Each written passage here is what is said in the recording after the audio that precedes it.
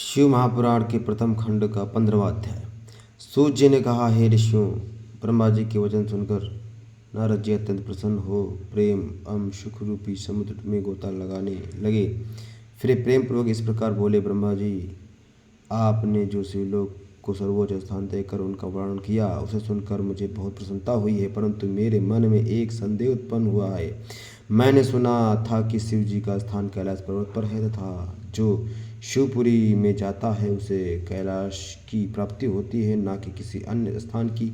इसलिए आप मुझे यह बताइए कि जो शिव जी कैलाश में निवास करते हैं, क्या वे वही शिव जी हैं जिनका कि आप वर्णन करते हैं अथवा कोई दूसरे हैं। नारद जी का यह प्रश्न सुनकर ब्रह्मा जी बोले, हे नारद, अब मैं तुम्हें सब हाल विस्तार पूर्वक बताता हूँ। जो परम ब्रह्म सगुण रूप शंकर हैं और उनकी इच्छा से शक्ति द्वारा शिवानी हुई, वे ही ब्रह्म विष्णु अपनी शक्ति द्वारा संसार की सृष्टि करते हैं। मैं उनके लोक काशी, ब्रह्मपुर तथा आनंदवन का वर्णन कर चुका हूँ। अब अपनी शंका का समाधान सुनो। जब मैं शिव जी की आज्ञा अनुसार सृष्टि उत्पन्न कर चुका, तब मैंने उन महाप्रभु से प्रार्थना की कि हे प्रभु, अब आप भी सगुण रूप अंगीकार करके आइए। यह सुनकर शिव जी बोले, हे ब्रह्मा, हम नियत समय पर अवश्य ही आएंगे। जिस प्रकार तुम हमारे नाम आदि देखते हो तथा जैसे हम हैं, वह सब अपने अवतार में प्रकट करेंगे। शिव जी यह कहकर अंतर्धान हो गए। इसके पश्चात शिव जी निश्चित समय पर प्रकट होकर मेरी इच्छा की पूर्ति के लिए कैलाश पर्वत पर उपस्थित हुए और तथा गौरी जी को अपने से पृथक करके स्वयं कठिन तपस्या करते हुए त्रिलोक का पालन करने लगे। अब मैं उस कथा का विस्तार पूर्वक वर्णन करता हूँ जिस कारण शिव जी कैलाश पर्वत पर आए। जिस कथा का अब मैं वर्णन करता हूँ, वह कल्पभेद के कारण दूसरे प्रकार से है।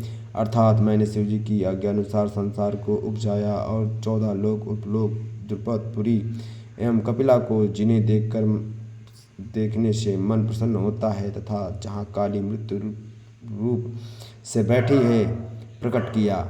पापनाशिनी गंगा के तट पर पापों को हरने वाले कपिल मुनि का पवित्र आश्रम था। उसी स्थान पर यज्ञदत्त नाम के एक ब्राह्मण का जन्म हुआ। यज्ञदत्त यज्ञ शास्त्र में बहुत ही योग्य था। उसको वहाँ के राजा बहुत सा धन दिया। वह वाग्मी, शुद्ध हृदय, शीलवान, वेदों में निपुण, परम उपकारी, उदार तथा शिव जी का परम भक्त था।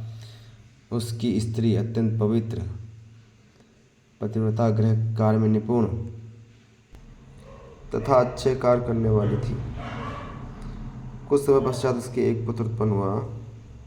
उसका नाम उन्होंने गुणनिधि रखा। गुणनिधि ने थोड़े ही दिन में अनेक विद्याएं सीख ली, परंतु कुछ दिनों के पश्चात वह कुल की रीत छोड़कर बुरी रीत पर चलने लगा। उसने मनुष्यों की संगति की। उसी के फलस्वरूप उसकी बुद्धि भ्रष्ट हो गई, क्योंकि अच्छे और बुरे कर्मों पर संगति का प्रभाव अवश्य पड़ता है। गुणनिधि उस अज्ञान अवस्था में बुरे लोगों के संपर्क में आया जाया करता था। धीरे धीरे उसके सब धर्म नष्ट होने लगे।